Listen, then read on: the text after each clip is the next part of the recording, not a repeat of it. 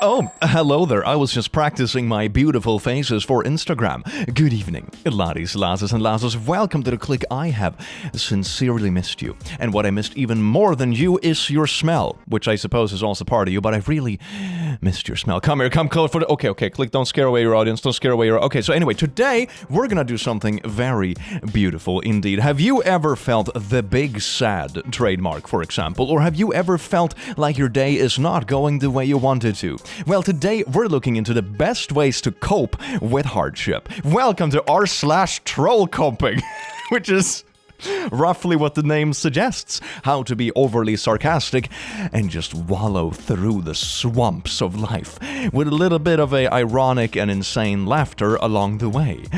Enjoy. Mwah.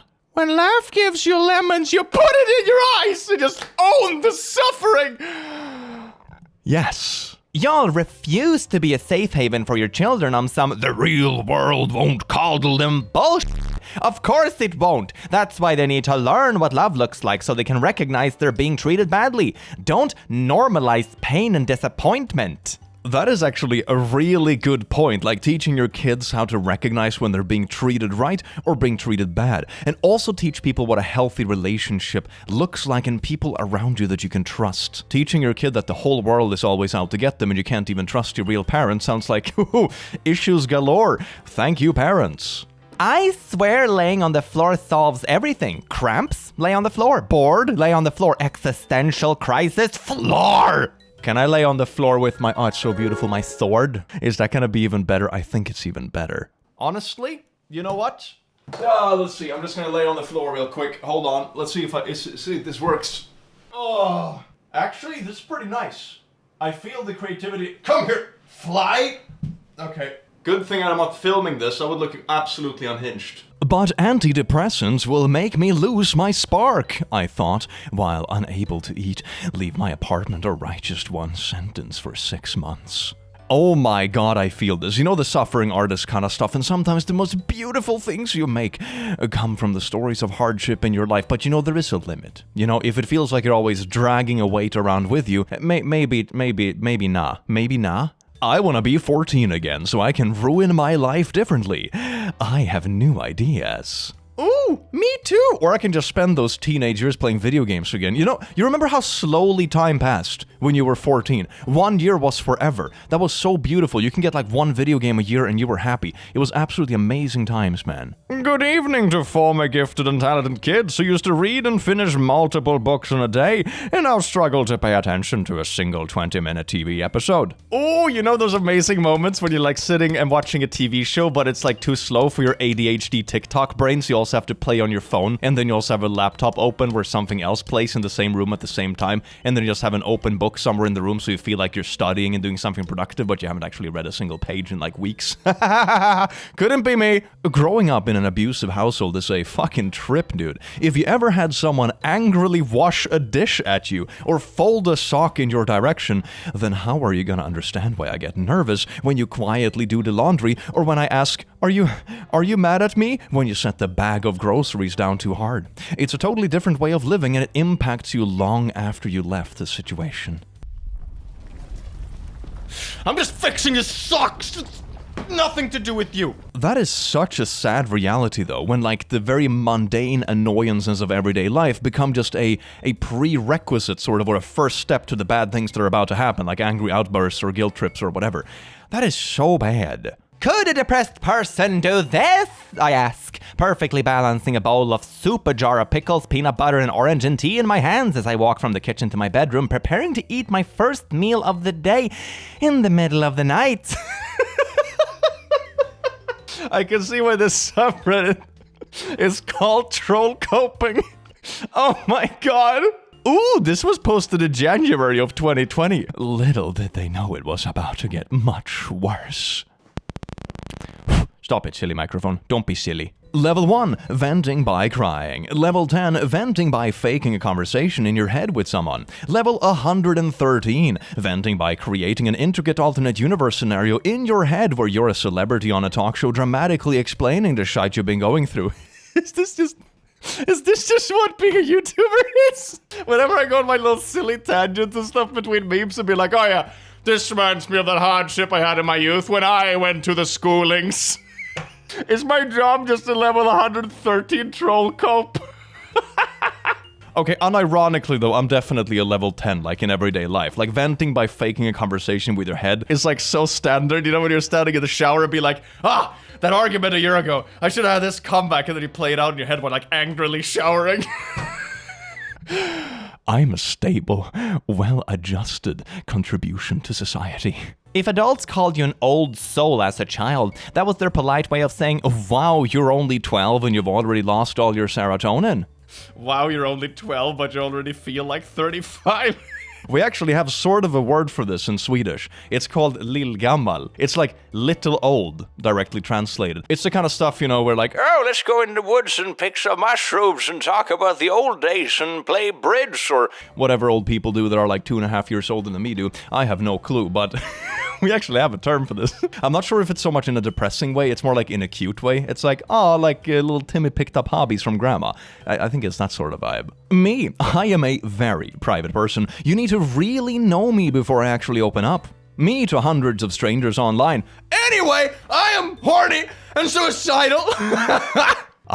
Twitter, the place where boundaries do indeed not exist. For better or worse. Sometimes it can be refreshing. It's sort of like when you're speaking a new language after drinking a couple of beers. You don't care as much as basic grammatical errors, so it actually flows better and you can converse more. I have no idea what this side tangent had to do with the original post, but yeah, the internet is unhinged.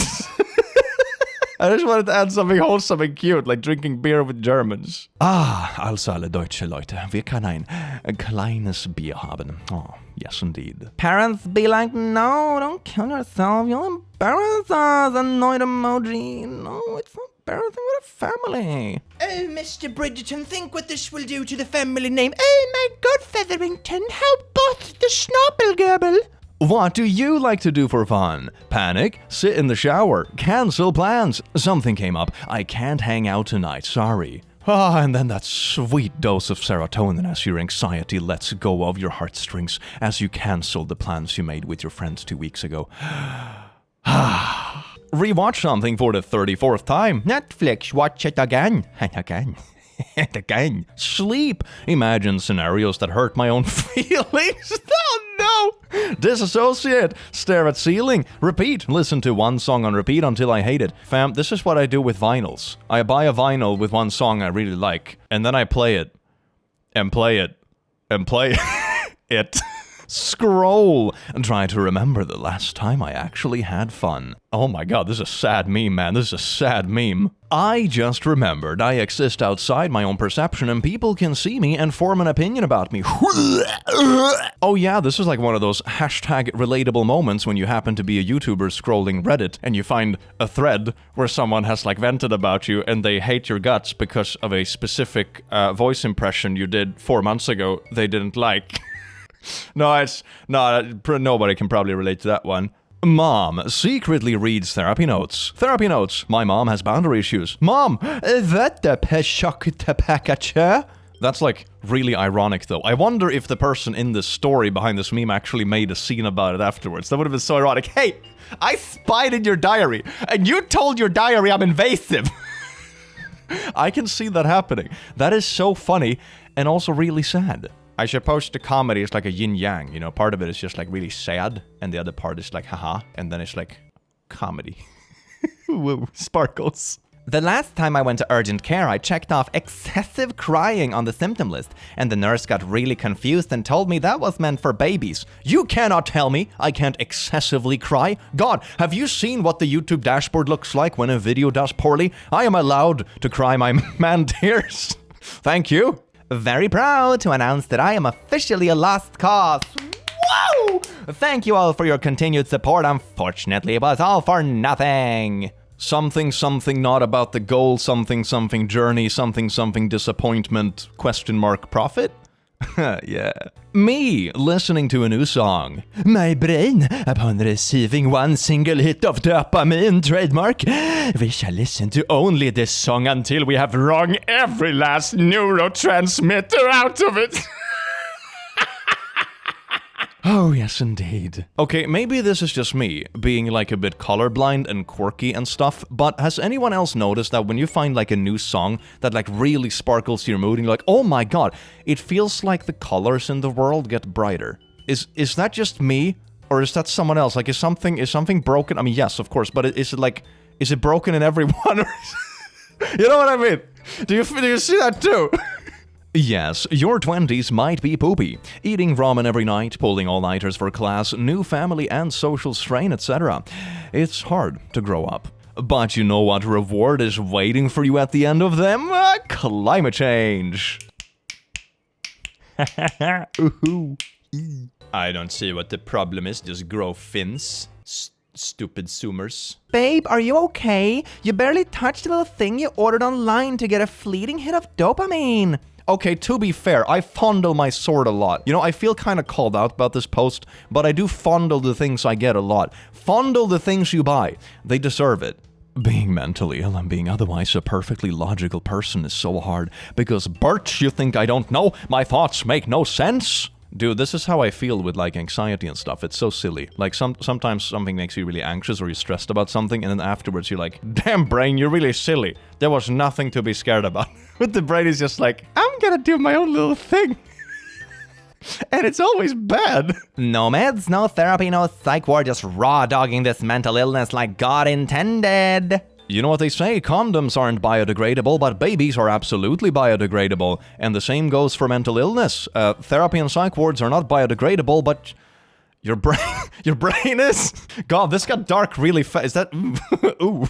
My therapist laughs at a joke I said. Me, to myself, this is great. I'm going to get a good grade in therapy. Something that is both normal to want and possible to achieve. This just feels like some kind of like social anxiety underlying it. Like the desperate need for approval. It's like, oh my god, I'm paying for this therapy session, but I made them laugh. Good grade incoming.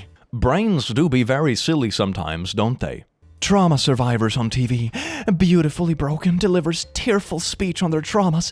Hug it out. Me describes abusive events and laughs. Boy, that sure was f***ed up. Yeah, it's never quite as beautiful IRL as it is in movies and stuff, is it? But that goes for a lot of things with media. A lot of our perspective of how life should look like always gets skewed. It has always kind of been this way, especially with movies and celebrities and media and stuff. But now it's like times 1,000 because regular people post like Facebook and Instagram and all that kind of stuff as well. Meaning that what you see always is a highlight reel. Someone always has a birthday and doing something exciting on their birthday. So if you open your feed, you're always going to see like birthday celebrations and people bungee jumping and having parties. But you're just sitting there in your office job or whatever. But of course the truth is that you're just seeing the highlight of everyone's life. You know, everyone sits the same way you do. And I think things like this often fall in the same category, including like relationships on TV, or for example, very beautiful survival stuff and inspirational things like it usually ain't that beautiful in real life. Real life, it's usually very disappointing. I think it's a good word for it. And I think calling it okay is the wrong way of doing it. But I suppose it's like, don't be so hard on yourself because it doesn't look the way it does on TV. You know, that's a pretty good takeaway, I suppose. Therapist, how have you been coping with everything? With sarcasm mostly. How has that been working? Yeah, it's been super great.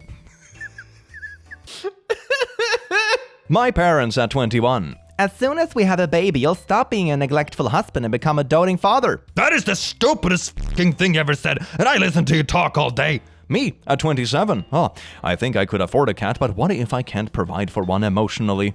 Maybe that's a good thing. Maybe like the new generations are at least a bit more aware of like what you should care about and what you can't care about and that kind of stuff. I mean, at least the things I see and hear and that kind of stuff, I'm a bit hopeful about the future still. We'll see if that gets crushed. I blocked my abuser. Please be proud of me, blushy little Kit Kat.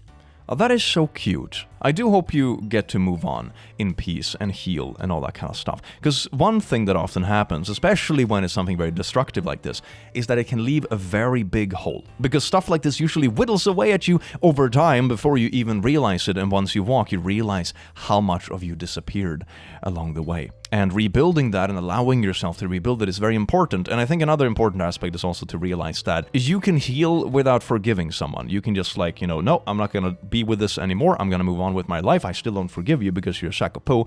And that is okay. I personally don't believe that you have to forgive things to move on from them, if that makes sense. And that is perfectly okay. It gets better. Vague, passive, civil. Time will put your enemies in the ground. Specific, threatening, goal-oriented. My chronically depressed ass after cleaning my room. You may have one serotonin. Thank you, brain. May I have another? Maybe next month. Wow. Wanting to work out and gain muscle. Wanting to starve and lose weight. Me, a chunker with low self-esteem. Okay, one small wholesome takeaway to this that I think can be inspirational, at least to some people, is that if you have found yourself in a position where you start like working on something, for example, and you go to the gym, but the scale doesn't actually show a difference. You know, it's just like, oh my god, I've been doing this for a month or 2 months or whatever, and I don't see any change. Usually that just means that you've been actually building muscle. You've gotten significantly stronger, but your weight is not going to change right away because you're just replacing fat with muscle, which is a really good thing, but just a scale doesn't tell the whole story about your body. And I think this goes for a lot of things in life. Numbers can often mislead you or show you just a very simplified part of what reality looks like. So that's a pretty decent, wholesome takeaway, I suppose. You're a beautiful bean. Mwah. I just realized that my accomplishments don't determine my worth. Oh wow, that is great. Yeah, because no matter what I do, I'm still worthless, lol. Jesus fucking Christ, no! They had us in the first half. Not gonna lie. Almost got it. Trauma literally changes how our brains function, but people really out here saying, let go of your past, lemao. Yeah, it's a bit of a two-step process, isn't it? Like, one part is just the pragmatic piece of like distancing yourself from something harmful or breaking free from something. But of course there's the other aspect to it as well, you know, so I think people sometimes oversimplify it for sure. A cup of hot tea really heals your soul. This is true science. Actually, a cup of hot anything in your hand mimics human warmth, which is said to have calming properties. So yes, it's true. Tea mimics the need for human care, touch, and recognition. I am going to cry. I'm so lonely now, and all I have is this fucking cup of leaf water. 528,000 notes. I feel a lot of people can relate to like the hugging of leaf water.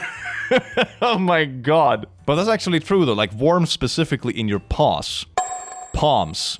Wow, the comment section is going to be great on this video. Having warmth in your palms is like a very good way to soothe yourself. It's like a nice bodily response. So can recommend, it's good. Self-care is officially over. We're doing drugs again. Woo! I'm really hurt by how my mom treated me as a kid. I go to confront her about it. She starts to cry and makes me comfort her. She starts to cry, makes me comfort her? I told my mom how hard it was to be naughtily harassed by her friends as a kid. That sounds like some typical r/insane parent stuff.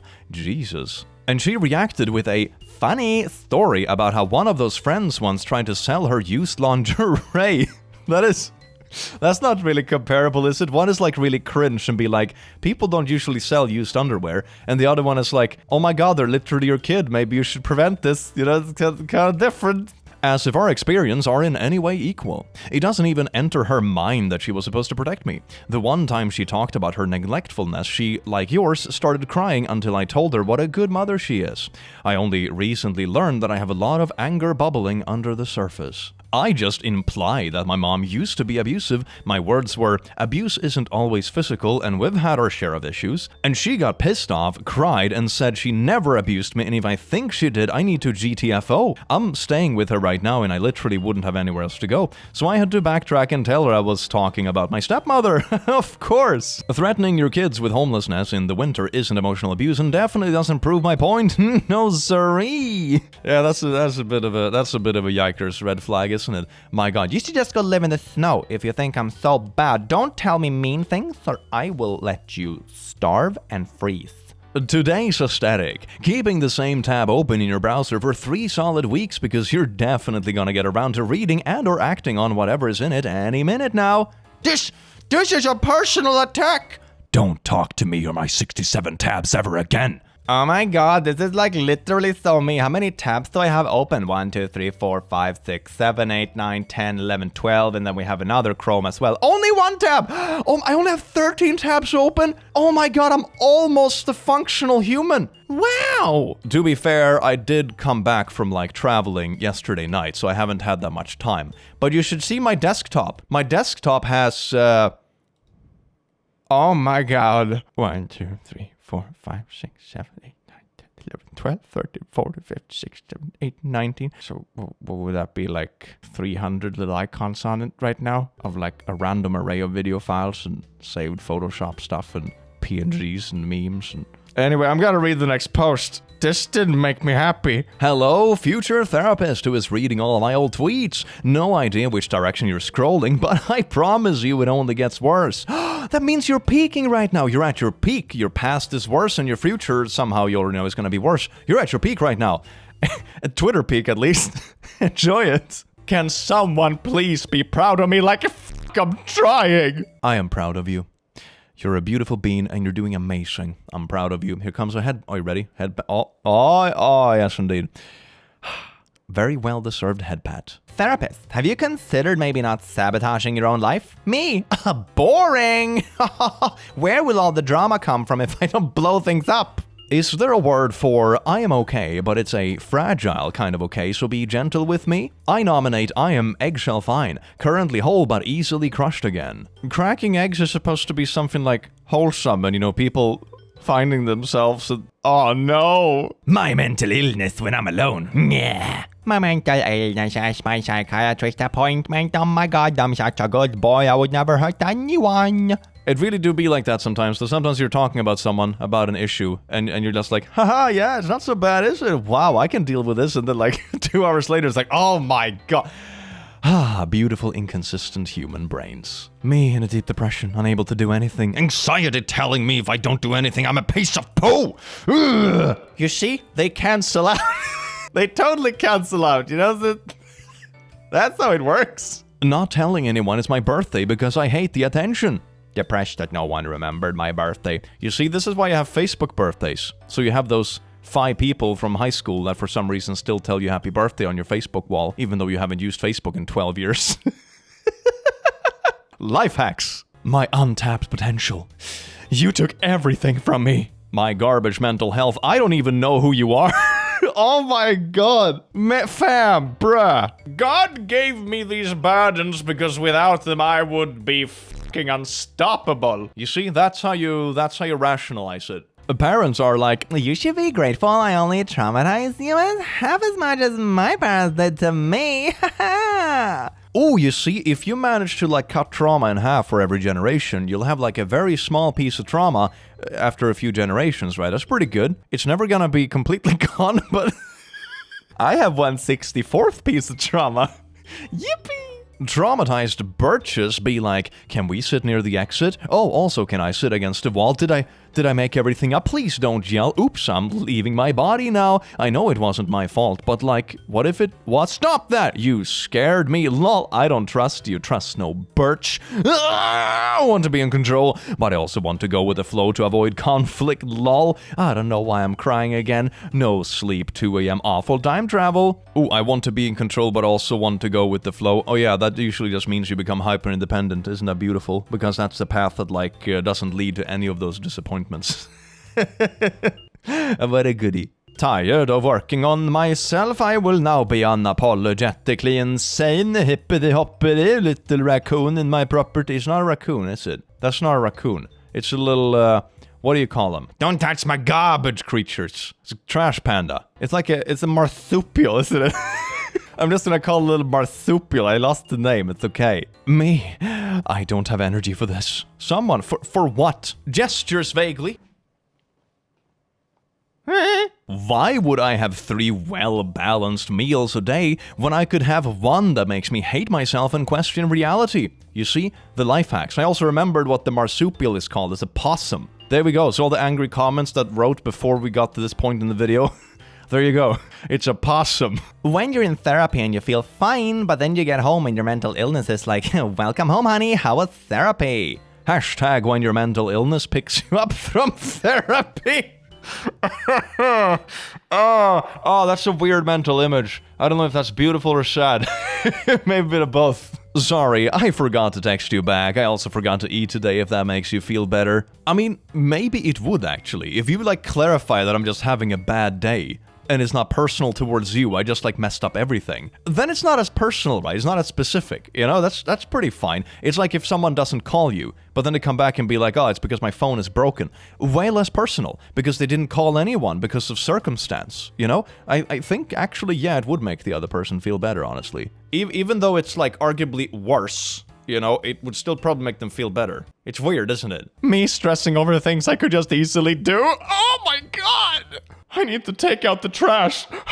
Then why aren't you taking out the trash? Don't give me rational solutions. That's not how it works. It is okay if you've gained weight during quarantine, heart emoji. It's just not okay that I have. Oh my god, I feel this one. But it's sort of true, right? We're always the harshest towards ourselves, and we always see imperfections or things that bother us that no one else would pay attention to. Like, one really funny thing I actually thought about way back in the day when I was like in high school or something. One weird epiphany I had one day. It's like, have you actually ever noticed someone else having a bad hair day, for example? I notice myself like every third day when I'm having like a bad hair day. Have you ever actually noticed it in anyone else? I don't think so. I think it happened once when I had a friend who was like really hungover and he was a complete mess. That's the one time I've noticed someone having a legitimately bad hair day, you know? Otherwise it's just, no, they don't have like wax combed hair today or whatever. That's not a bad hair day. That's just like a different setup, you know? So I think it's one of those things where you just notice it way more in yourself. And the same goes to reverse as well. Most people don't notice it in you either.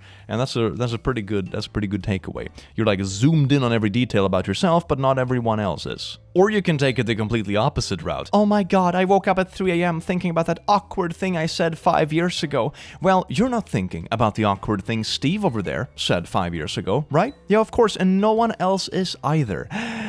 Because they're all busy thinking about the awkward thing you said. Whoa! Your mental illness is all in your head. Where did you think it was, my ass? Mental illness is stored in the balls. Mental illness is the powerhouse of the cell. It's all in your head. Oh, you broke this leg. It's all in your bones. Don't worry about it. As if that makes it better. Isn't the brain like really mushy and complex? That sounds worse. When you disassociate in the middle of a conversation and when you come, you gotta act like you've been present the whole time. Yes. When your brain does that little runaway thing, when you're like in the middle of a conversation and your brain is like, oh yeah, what if I had a horse? What if I rode the horse down through the entire country? And then the horse and I became best friends. And maybe the horse can have babies and I become a racer of baby horses. Oh my god, they're so cute. And then I can sell racehorses and I become rich. And then I have a yacht full of horses and I sail down to Greece with my horse yacht. Yes, I agree with what you just said. I was paying attention. We should hang out sometime. God, they fucking hate me! 10-year-old me with unmonitored internet access watching a beheading video. Early internet was like, oh my god, it was a very peculiar vibe, wasn't it? Like sometimes we think back about like the golden age of the internet. It's like, internet 2003 or whatever. Absolutely beautiful times. But at the same time, it was very much a Wild West, you know. I think the thing that people miss about the old internet isn't necessarily beheading videos. It's more like that it wasn't so corporate. Even what I do on my channel now, which I still consider a very, like, casual place in a way, it's just me, a dude, talking to my camera, just having fun with silly internet things.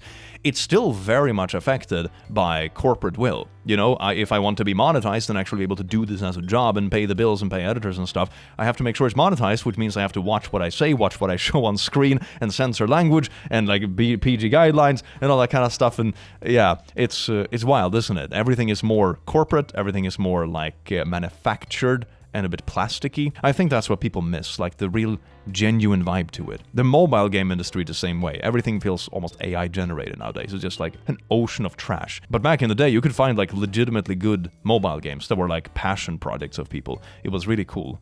Don't you just love how mental disorders basically buy one get 7 free? I didn't even really want the first one. My mom made me buy it. Mine is a family heirloom passed down through generations.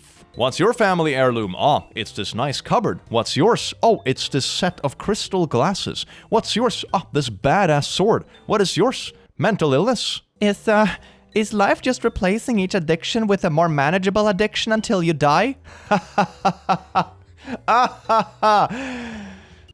Yes. Opening up online about being R-worded when I was 19. People assume I'm a woman and my perpetrator is a man. I bet you liked it. Lucky you.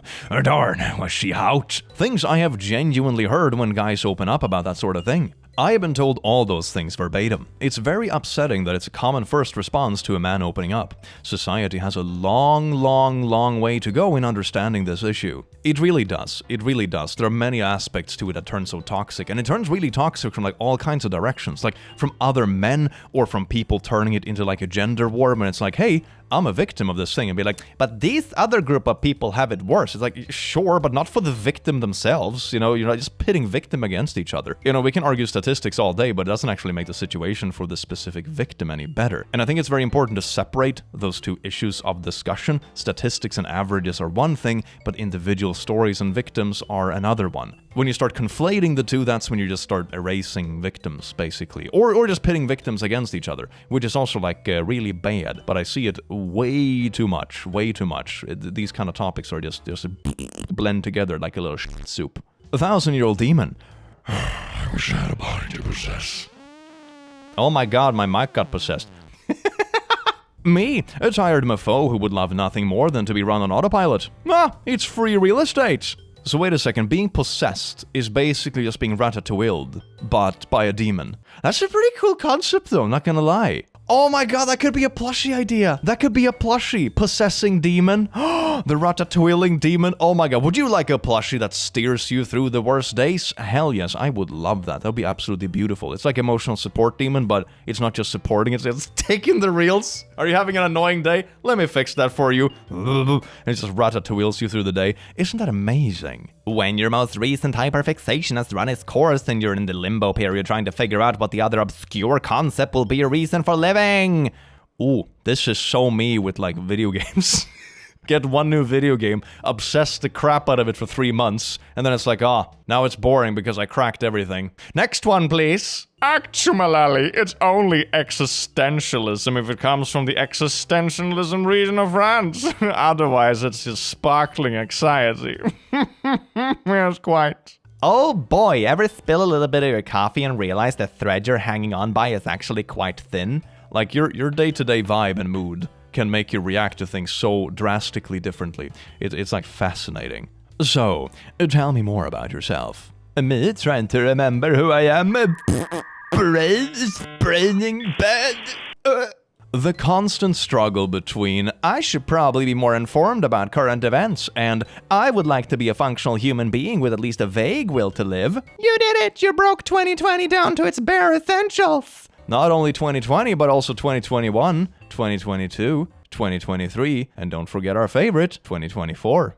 Whoa! This comes from my perspective as a creator as well, but I think this falls into a very similar category as, for example, work-life balance. It's like you can always do more, or read more, or look up more things, or work more hours, or do a second job, or whatever, but at some point you have to realize that you also need to take time to live your life, and you also need time to just rest and process things and be able to feel good about it. The one thing I realized, for example, about work-life balance is that I wasn't really resting properly during especially my first year when I was doing YouTube because it was COVID. I was just working my ass off. You know, why not? There's nothing else to do. But then I realized after a while that rest is actually part of your productivity because otherwise you're gonna work worse and worse and worse. And I think it goes for like mental health related stuff too. You need a break because otherwise you're not even gonna be able to properly process the things that you read on or is exposed to. Human existence very much comes at that balance. We very much do this with like productivity and rest and that kind of thing, and there is more to life as well. So having a balance is probably like the healthy answers to a lot of these questions. It's a bit cliche, but it's very true. Me, hating myself after breaking the imaginary rules for living that I made up in my head. Yes, indeed, I have to do the dishes by 9:30. Oh, I didn't? Life failure. Every time I say, I don't know, and my therapist says, I think you know. Hey you, why do you always wear that mask? Great sense of humor. Clinically depressed. Let's keep this on. Brain, did we get anything done this week? I mean, no. Okay, at least we're relaxed. Somehow also no. Isn't that beautiful when the picture of you existing is like this on the couch? And to an observer, they're thinking like, wow, they look calm and collected, but inside of the brain it's like... Good times.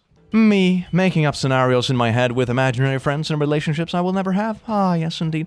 Daydreaming is cute though. Daydreaming is cute and good. I recognize that blush PNG as well. I used the same blush PNG for Oz's face on the fanfic thumbnail for the second channel. Check out my second channel if you want just like cursed memes and fanfic readings and stuff that is just silly. Very silly things on the second channel. Check it out at Clicky. Beautiful channel run by me. Maybe I can gaslight myself into being okay. Wait, is this just cognitive behavioral therapy? Me as a Disney princess, my little sock with rubber things on them. Oh yes, indeed, this is me. Bitches say I'm fine, then nap all day to avoid their feelings. Oh my god, can't I just post these feelings for tomorrow? I don't feel like it today. Me finally doing something about my mental health. Our next available appointment isn't for another 3 months. Yeah, I know people that have dealt with this kind of stuff when they're looking for like a basic prescription or anything like that. And it's like, yeah, our waiting period is 4 months. And then maybe you'll get a yes. Maybe not. Who knows? Yes indeed, the uncertainties of life. Isn't that fun? Reminder, abusers are just as good at grooming allies as they are at grooming victims. Oh my god, that is so true.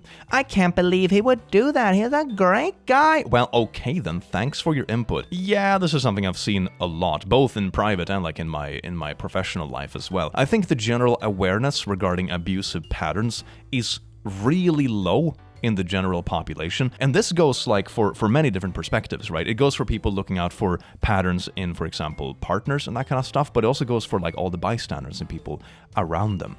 One thing and one excuse I've heard way too much is very similar to this one. It's like, oh, they did this, this, and this to me. And someone says, I haven't seen that. I had a coffee with them last week and they were very pleasant. Yeah, like real life people that are like stalky or abusive or anything like that aren't Disney villains. They don't sit in a dark castle all day and be like, like 95% of the time during the day, they're a perfectly normal person. They go to the grocery store to pick up the milk. They go by the park. Maybe they walk their dog. They have a couple of friends. They have beer with the homies on the Fridays. You know, they're a perfectly normal person. But then someone is their target, and that target is the one that is being abused. That's something very important to notice. Real life villains, so to say, aren't Disney villains. Dad, was I an accident? No, kiddo. Accidents are usually short-term problems. You were a tragedy. You are the flaw that will cause my premature death. Wholesome family vibes. Oh, yes, indeed. So I have decided to become isolated and weird again.